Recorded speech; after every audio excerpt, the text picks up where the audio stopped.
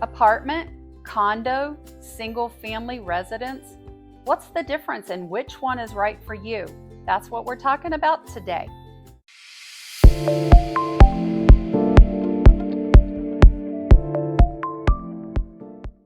Hi, I'm Wendy Ward Sellers, your local realtor here in Southeast Wisconsin. So, we all know what a single-family home is. It's a home that typically stands by itself, where the owner owns both the building and the land. The owner is responsible for all the repairs individually. So, what's the difference between an apartment and a condo? In an apartment setting, one owner will typically own the entire complex. It could be a single owner or a corporation, but that owner rents all the units to each tenant. The tenants earn no equity in the apartment complex, no matter how long they pay rent. In a condo ownership situation, individual owners own each residence, but all of the owners together own the land and the amenities for the complex. All of the upkeep are done by the community as a whole, with the expenses split between everyone. The biggest thing that you need to keep in mind about a condo is that you will earn equity when you buy a condo. Every month when you make your payment, as well as every time the value of your condo goes up, you earn equity in your condo that you can draw out later. Let's talk about the pros and cons of a condo. Number one, home equity and ownership. You own your home. When you invest in the home and it goes up in value, you get that additional value. You can make changes that you want to your condo within the confines of the HOA rules because you own it. Number two, owning a condo may be an affordable start to home ownership. The National Association of Realtors says that owning a condo costs about 15% less than a single-family home of the same size. Number three, shared amenities.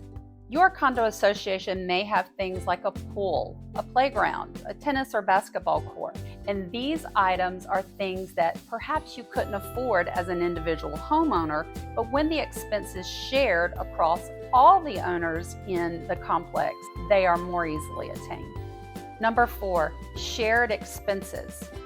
Upkeep, maintenance, landscape, snow removal, those are things that are often shared expenses by all of the residents in a condo complex. The way that these items are collected for are monthly homeowners association fees or condo fees. Now let's talk about the negative side of condos. There are rules, and sometimes there are lots of them, such as what kind of pets you can have. I have my kitty cat here, but in a condo, you may or may not be able to have the pet that you want. Number two, condo fees. Although most people consider this to be a negative part of owning a condo, it's really a good thing. You are budgeting and paying for all of your upkeep and expenses in advance and on a monthly basis.